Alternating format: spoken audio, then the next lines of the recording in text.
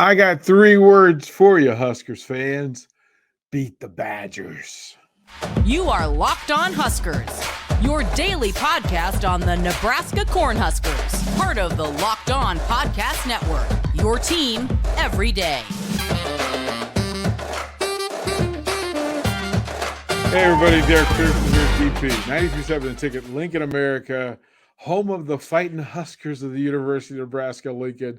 I want to thank you folks for making Locked On Huskers, Locked On Go Big Red, your first stop. Watch, listen, and share each and every single day here on the Locked On Sports Network. I want to thank folks from BetOnline for allowing us to do what we do, the best of props, odds, and lines as you head into your game watches. It's where the game begins. Go find your numbers. It makes it a little more entertaining. Of course, the number that folks have talked about here, 10.5. That number has wavered from 13.5 to 10. 10.5 is kind of where we land. You can go on. You think about, okay, with Casey Thompson playing, how does that affect the final score? Is Casey Thompson worth three points? Is he worth more than that to the Huskers? Any Husker fans will probably tell you Casey Thompson's worth more than a field goal to this Huskers offense. But that's a thing that you can sit and entertain yourself with if you jump over to BetOnline. I want to thank you folks for hanging out with us each and every day. The subscribers are good. We're going to ask you, if you're watching this right now, take a moment. I'm okay if you even pause it, but get over there. Subscribe to it so you get it. We need Husker-type numbers in the subscribe section, not just fan base. We appreciate you folks for doing what you do. We're going to take you through the journey that is on a Saturday in Lincoln, Nebraska. It is going to be cold. It's going to be a very cold day. 25 at kickoff. That should move up a little bit before the game, after once the game starts. But before the game, when they warm up, it'll be around 22 degrees, 25, 26 at kickoff. And then it's going to be, even for Big Ten football in the Midwest, that's cold. That's cold. It'll affect quarterbacks' hands. It'll affect receivers' hands. It'll affect running backs' hands. It'll affect running backs being hit by linebackers. Getting a face mask on the ball is going to be kind of respond a little different. If you're running short routes, it's going to affect you. Are you catching with the hands? Are you catching with the body? Depends on how what type of routes you're going to run. And for Nebraska and Wisconsin, both of them like the early hitch game. They like the wide receiver screen game. They want to get the ball out of the quarterback's hands, get it to the receiver. He's got a little body behind him if it's thrown well. If it's thrown off a little bit, then tip drills in effect, and you can fully expect that that's going to come into play. There'll be opportunities on tipped passes tomorrow at Memorial Stadium. And as you prepare for this game, there's some things that, as I started to picture what this is going to be like, there is a weird anticipation here in Lincoln from the fan base, because a third of the fan base fully expects Nebraska to find answers with Casey Thompson back under center and, for the first time in 9 meetings, beat Wisconsin. That's the temperature of the room. A third of this fan base fully believes, and you can tell me in the comments whether you agree, where you stand on this thing, but a third of the fan base believes this is an opportunity with a 5-5 Wisconsin team that just is coming off a 2-score loss to Iowa, that this is an opportunity for Mickey Joseph and this Husker program to get a win against a team that they haven't had much success against in recent years. A third of the fan base is sitting there firmly believing that Nebraska will find a way to give this game away. They're going to, it's going to be false starts and holding penalties, defensive pass interference calls when they aren't necessary. They fully expect things to go absolutely the wrong way, and that Nebraska will find a way to lose a game that they could win. And then there's the middle third of the fan base who's going to show up at Memorial Stadium. They're going to bundle up They look for an opportunity to use those hands and to stand and jump to warm themselves up. They're going to wait for something really good to happen. They want to set Memorial Stadium on fire. They want to be loud. They want to be proud. They want to see the seniors walk off with a win, but they're not sure about that happening. They won't be surprised if Nebraska wins or Nebraska loses. They are fully set in the middle, waiting to see what's going to happen. What Nebraska doesn't want to happen is for that middle third to find a reason to sit on their hands to keep them warm and to not be loud and to start to doubt and to start to question when that other thing, when the shoe's going to drop, when that other thing's going to happen. Nebraska has the opportunity, again, with Casey Thompson back, that actually gives you a quick strike offense that's been missing for 10 of the last 12 quarters against a Wisconsin defense and secondary that if Casey Thompson has time to let the long developing routes, the slow developing route combinations to develop, he can get the ball downfield. Now, remember, the sensation in that hand is not everything that it should be. And on a cold day, we don't know how the ball is going to come off the hand of Casey Thompson. But we're going to hope. Again, there's a third that believes Casey's going to be fine. A third that believes, we'll find a way. And the other third is going to sit back, holding their breath, waiting to exhale, hoping that Casey Thompson can find Trey Palmer, as he had done several times throughout the season, that he can find Marcus Washington in space, that he can find Chancellor Brewington and Travis Vokalek, that he can throw out of the backfield, which is a viable option in this thing. And I did want to spend time focusing on it, that Casey Thompson throwing out of the backfield to Anthony Grant and Ramir Johnson is a way for them to protect him, to keep the pass rush modified and humble, right? Quick routes where linebackers have to drop into coverage instead of being able to get vertical up against Casey Thompson and getting to his passing lane. That's the best way to slow down that pass rush, is to throw quickly and to throw behind them. What you're going to see, and maybe I shouldn't be giving this away, but what you're going to see is Anthony Grant rolling out. He'll chip whatever pressure's coming, and then he'll just simply fall to the flat, to the same side that Travis Vokalek rubs the linebacker and gets behind the linebacker and sits in front of the safety. Pay attention to it, and the outer third to that is Trey Palmer getting vertical and taking a cornerback out of that coverage area.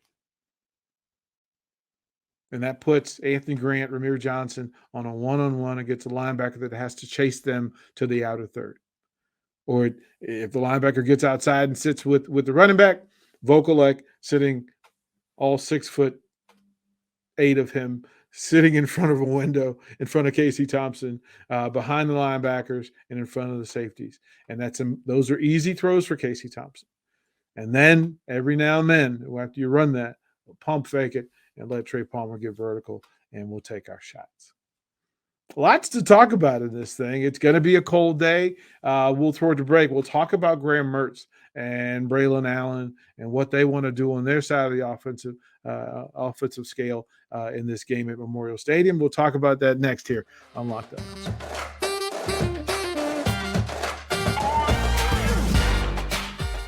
Welcome back, everybody. DP, Derrick Pearson. 93.7 The Ticket FM in Lincoln. If you're looking, you can track that as well. We want to thank you folks for joining us once again here on Locked On Huskers. Thank the folks from BetOnline for what they allow fans to do as far as entertainment and how the game watch happens. It's where the game begins, but putting those numbers and having the odds in front of you lets you know what the experts, the people who are really good at this stuff, tell you what they think is going to happen. You get to voice your opinion and tell them right or wrong. Let them know how you lean. I'm not sure what the fan base feels about 10 and a half points. Let me know in the comments. Please do. And again, subscribe. Let's get this content so you get it. You get the alerts as well, so you don't have to worry about looking for this content each and every single day. It should be the first stop. It should be your first watch and your first listen. I'll say that again. It should be your first watch and your first listen. That's just me.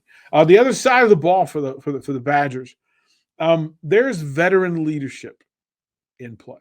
Graham Mertz has been through. He's been through the gauntlet.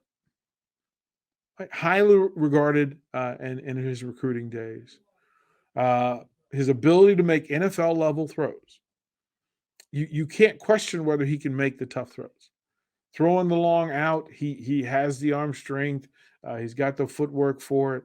He's really good on the deep ball down the middle. Exceptional touch in space. But as good as he can be just as weird on the other side, especially when there's pressure directly in front of him. Pressure up the middle. Pressure in his face. Dirtying up those passing lanes that he wants to throw through, making him change his release point. He doesn't like it when you force him to kind of go sidearm. It changes his footwork. It changes his hip placement. Make it difficult for him to step up in the pocket.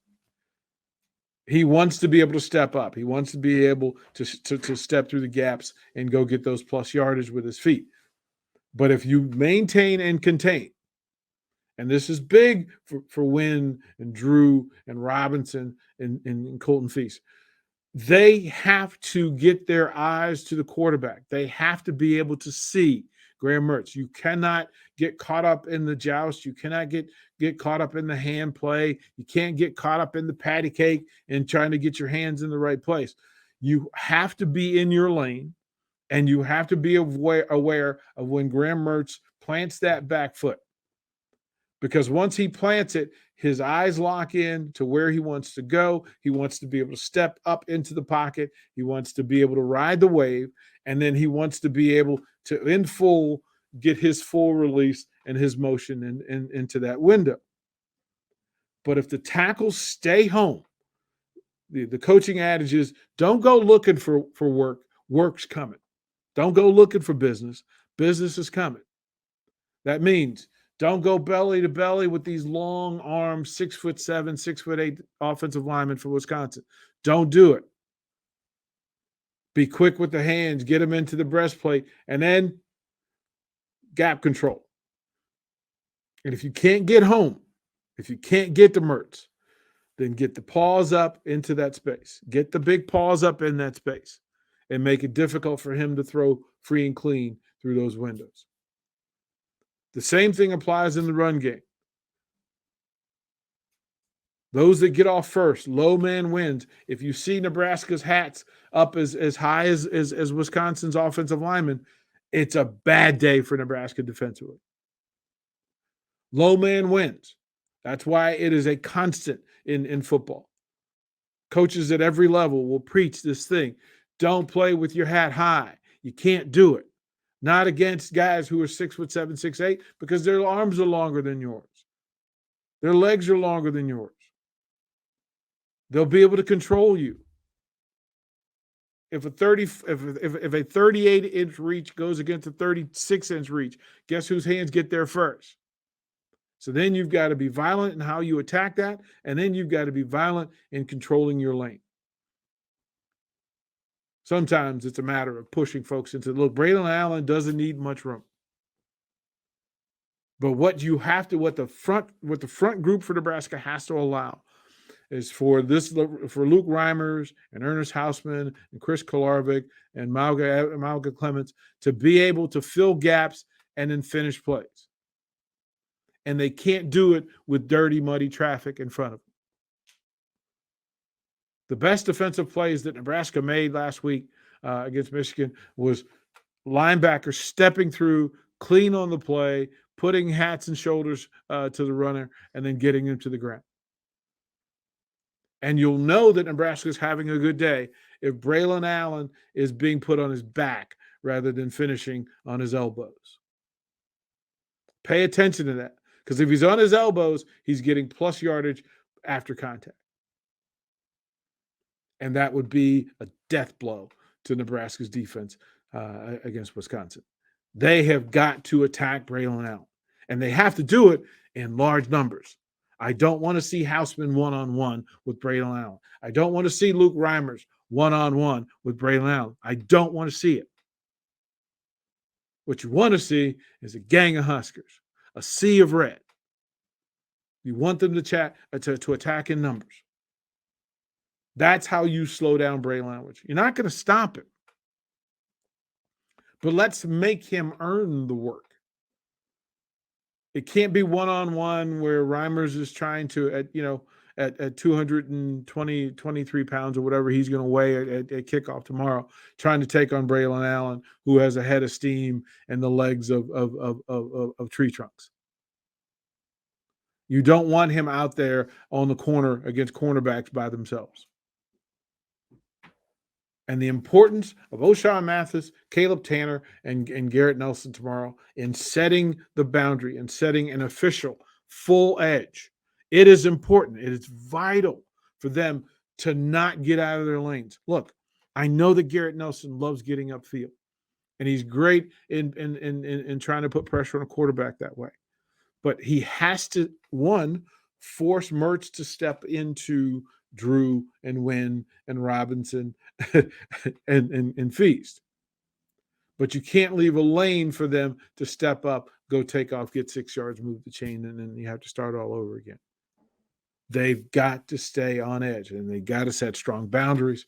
There's a way to stop this Wisconsin offense. Iowa gave you the playbook. I hope the Huskers were paying attention. I hope they're paying attention. We'll go to break. We'll come back. We'll close out and give keys to the game. How can Nebraska beat Wisconsin? We'll give you that next here on Locked On Huskers.